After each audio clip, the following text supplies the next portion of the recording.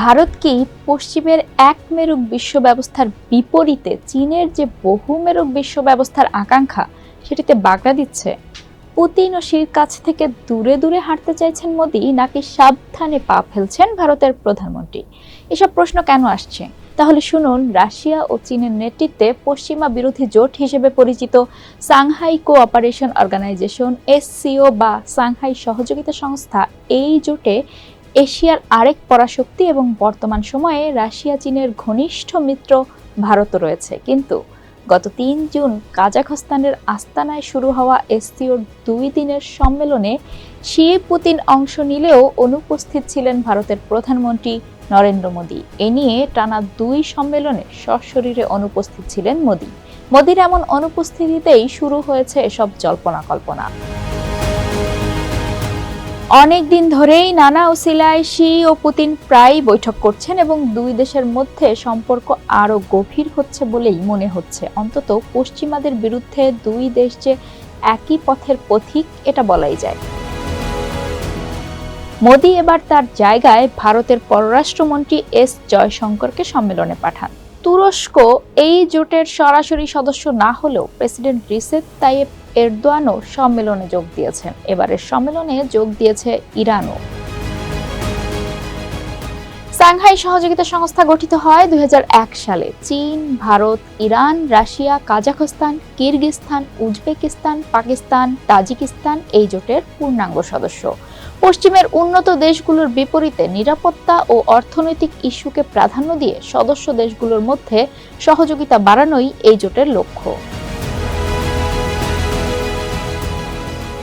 এই জোটের অন্যতম ২ প্রধান সদস্য রাশিয়া ও চীন পশ্চিমা প্রাধান্যের বিরুদ্ধে সরাসরি আওয়াজ তুলেছে। কিন্তু ভারত এক্ষেত্রে নমনীয়, বরং দেশটি পশ্চিমা বিশ্ব এবং এই জোটের দেশগুলোর সঙ্গে কৌশলী সম্পর্ক বজায় রেখেছে বলেই মনে হচ্ছে। সম্ভবত তারই ধারাবাহিকতায় এবারের সম্মেলনেও যোগ দেননি মোদি।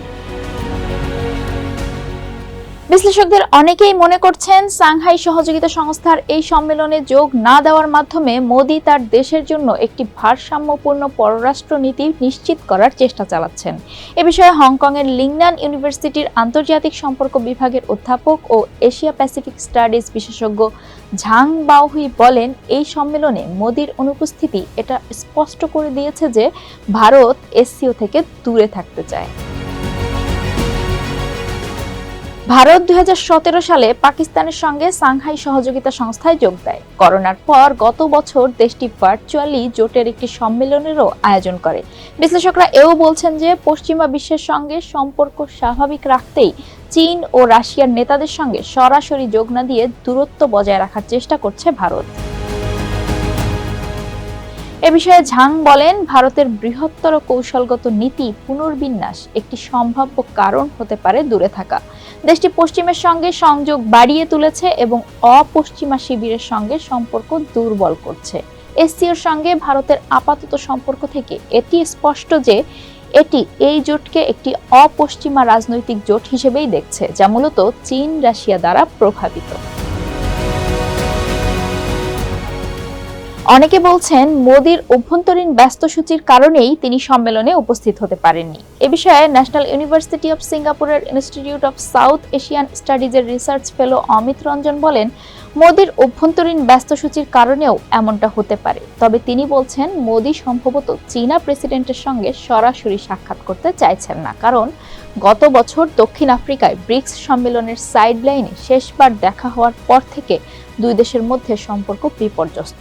বিপরীতে গ্লোবাল সাউথ তথা তৃতীয় বিশ্বের দেশগুলোর নেতৃত্বের বিষয়ে চীন ভারত নীরব প্রতিদ্বন্দ্বিতা আছে। সাম্প্রতিক সময়ে ভারতকে যুক্তরাষ্ট্রের ইন্দো প্যাসিফিক কৌশলের সঙ্গেও তাল মেলাতে দেখা গেছে। এ বিষয়ে অমিত রঞ্জন বলেন, এবারের এসসিও সম্মেলনে যোগদানের আগেই ভারত জেনে গেছে যে এই সম্মেলন কেবলই চীনের এক প্রদর্শনী। তিনি আরও বলেন, ভারতের পররাষ্ট্রনীতি জাতীয় স্বার্থের উপর ভিত্তি করে পরিচালিত। এমন হতে পারে যে ভারত মনে করে চীনের সঙ্গে সরাসরি জড়িত থাকার চেয়ে জাপান বা মার্কিন যুক্তরাষ্ট্র কিংবা রাশিয়ার সঙ্গে জড়িত থাকার মাধ্যমে আরও বেশি লাভবান হতে চলেছে তারা।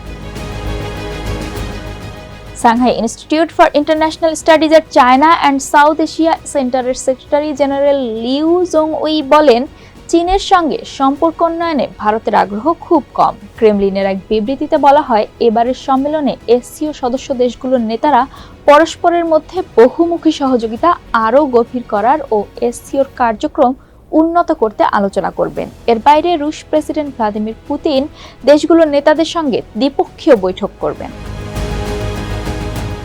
সম্মেলন শুরুর আগে ক্রেমলিনের কর্মকর্তা ইউরি উশাকভ রুশ রাষ্ট্রীয় গণমাধ্যমে বলেছেন, এসসিওর সদস্য দেশগুলোর মধ্যে সহযোগিতা বাড়ানোর বিষয়টি গুরুত্বের সঙ্গে দেখছি। আমরা মনে করি এসসিও এবং ব্রিক্স হচ্ছে নতুন বিশ্ব ব্যবস্থা তৈরির দুটি মূল খুঁটি।